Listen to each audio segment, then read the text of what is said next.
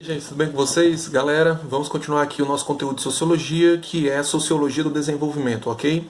Então, gente, para a gente poder entender mais sobre o desenvolvimento aí da sociedade moderna, para a gente poder entender aí a preocupação com o desenvolvimento humano, econômico, político, nós temos que entender aí o modelo que ficou hegemônico, né, depois aí da Guerra Fria, que é o capitalismo, ok? Então, assim, gente, eu vou pontuar aqui alguns elementos em relação ao capitalismo e por que eu irei fazer isso. Eu estou fazendo isso porque nós temos um tópico aqui no nosso livro que diz assim: capitalismo, um sistema entre crises e desenvolvimento, ok? Então, para a gente poder entender sobre esse capitalismo, esse modelo econômico, que uma hora flerta ali, quase que constantemente, né, vai flertando ali com as crises, né, porque existem as negociações de risco, existem aí questões que vão além do modelo econômico, né, questões sociais, questões políticas, né? Então o capitalismo, ou o capitalista, se arrisca muito aí na sua dinâmica, né? E também, querendo ou não, nós vamos ter alguns desenvolvimentos tecnológicos, científicos, políticos, administrativos em relação ao capitalismo, não é? O capitalismo é um sistema de organização social e econômica, né? Ou seja, é um modelo socioeconômico que se baseia na propriedade privada dos meios de produção e é movido pelo trabalho livre e assalariado, ok? Também a gente tem que entender que o capitalismo é um sistema que é fundamentado, né, basicamente fundamentado na busca incessante do lucro, ok? E essa busca incessante pelo lucro, gente, é obtido primordialmente com a produção industrial. É importante nós pontuarmos aqui a questão da produção industrial, gente, para a gente não confundir a produção industrial com o capitalismo. Até porque a produção industrial, ela se desenvolve e ela consegue formar uma classe coesa, que é a classe trabalhadora, ok?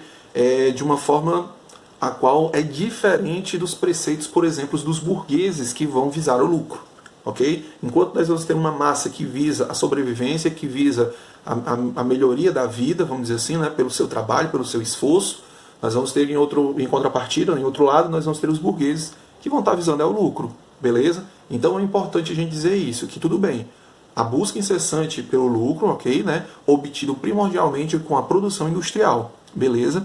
Pela produção dos trabalhadores nessas indústrias, tá? E cada vez mais pelos setores de serviços e inovações.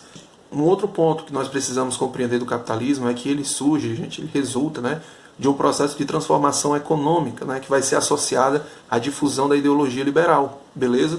Ou seja, antes do capitalismo ser estruturado, nós vamos ter aí os princípios norteadores da Revolução Francesa, e não só da Revolução Francesa, como da própria economia. Nós vamos ter tanto a liberdade, fraternidade e igualdade, esse humanismo que vai vir aí e que vai ser uma injeção no trabalhador, como também nós vamos ter aí a questão da mão invisível, a lei de mercado, não é? A oferta e a procura, né? Então nós vamos ter toda essa contribuição aí que a mentalidade liberal, a ideologia liberal vai trazer. E o capitalismo vai se apropriar disso e vai desenvolver as suas metodologias, ok?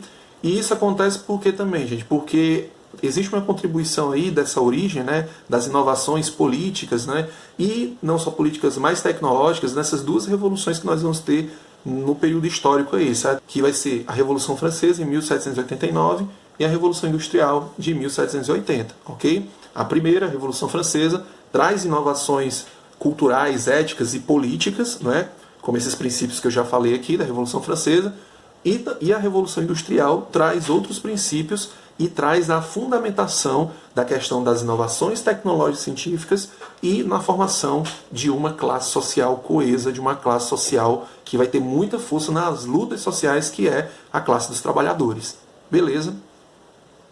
Então, gente, nós vamos ter aí, a partir dessa compreensão da Revolução Francesa e da Revolução Industrial, nós vamos ter um ambiente que vai permitir que a produção e a distribuição da riqueza de um país deixasse de ser geridas, né, pelo monarca, né, pelo senhor, pelo rei, enfim, e passassem a ser organizadas pela racionalidade técnica e científica, que é o que a gente vai ter lá na frente com a Escola de Frankfurt, né, na crítica da Escola de Frankfurt, da racionalidade instrumental, né, técnica e científica, né? Então, assim, essa racionalidade técnica e científica, ela vai estar dentro aí de uma administração. A coisa vai ser profissional dessa vez, não vai ser, e lógico, não é de uma vez, né, mas é num processo de profissionalização, né? Então, gente, quais são as características do capitalismo? Para que você guarde aí no seu coração, na sua cachola, para você desenrolar da melhor forma possível na sua prova de redação do Enem, nas questões de ciências humanas, quais são as características do capitalismo. Vamos lá. A primeira característica é a obtenção de lucro, gente. O objetivo máximo do capitalista é o lucro. Não vem com essa, porque isso, eu tinha um sonho. Não, é o lucro.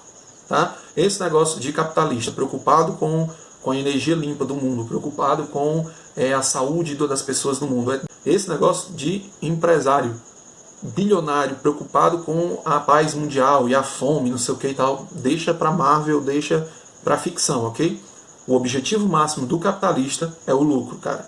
Certo? E não é nem por ser capitalista, é o próprio sistema, o próprio mecanismo pensa nisso, visa isso, busca isso, ok? Então, gente, o segundo ponto, nós vamos ter aí a acumulação de riqueza e concentração de renda, ok? Automaticamente a gente tem que pensar em desigualdade social ou crescimento da desigualdade social, que é um outro ponto também do capitalismo. Podemos botar aí como terceiro ponto, ok? Outro ponto importante para a gente colocar aqui nas características é o trabalho assalariado, né? E uma certa mentalidade de liberdade do trabalhador. E é perigoso essa questão da liberdade do trabalhador, porque, vamos ser sinceros, o trabalhador ele não é livre, cara. Principalmente quando o trabalhador é pai, né? É mãe, né? O trabalhador começa a olhar naquilo como um fator de dependência. Eu tenho que suportar isso, eu tenho que passar por isso, porque eu preciso do trabalho, eu preciso do emprego, né? Mas o capitalismo te traz uma ideologia de liberdade do emprego, ainda mais associada com uma coisa chamada empreendedorismo, né? Enfim, aí é um tema para outros vídeos, né? Mas vamos aqui, outro ponto. Propriedade privada dos meios de produção, ok? Menos ou nenhuma intervenção estatal, ou seja, do Estado, na economia, no setor privado. Divisão entre classes sociais. Reorganização social e cultural. Por meio de quê? Da ideologia do capital. E qual é a ideologia do capital? É aquela mesma ideia que eu disse para vocês de mentalidade da liberdade do indivíduo, do trabalhador, né? O trabalhador é livre, né? O trabalhador ganha o salário dele, né? Olha aí, digno, não sei o quê. Um trabalho, como vai dizer um certo autor, na mais-valia, né? Vai receber um dinheiro que é desvalorizado frente ao trabalho do próprio trabalhador e frente à exigência e à necessidade de lucro do burguês, ok? Então, assim, nós vamos ter essa falsa mentalidade dentro dessa ideologia do capital, né? Que é essa reorganização cultural e social, né? Que diz que traz uma realização, uma satisfação, né, do indivíduo, né, tanto profissional como social, entendeu? O professor tenta me explicar de uma forma simples. Por exemplo, é bom pagar as contas, né? Eu me mato de trabalhar, eu no final do mês não tenho um real no bolso, mas eu paguei todas as minhas contas. Essa é a mentalidade, essa é a satisfação que o capitalismo te traz, né?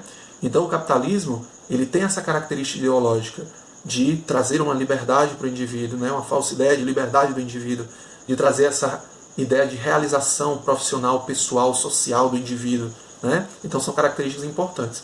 A outra característica negativa, né, assim como a desigualdade social no capitalismo, também, gente, é a questão aí da destruição, né, das instituições públicas com as privatizações, né? As instituições que visam a questão dos recursos humanos, né, sociais, né, e dos recursos naturais. Então, você percebe que o negócio desanda aí. Você percebe que o fator humano, o fator social, ele acaba sendo diminuído frente ao fator econômico, ao fator lucrativo, ok? Então, gente, nós temos que pensar que isso é organizado, o capitalismo, essas características, né, pela lei de mercado. E aí você me pergunta, professor, o que seria a lei de mercado que organiza as ações dos mecanismos sociais, industriais, financeiros dentro de uma sociedade?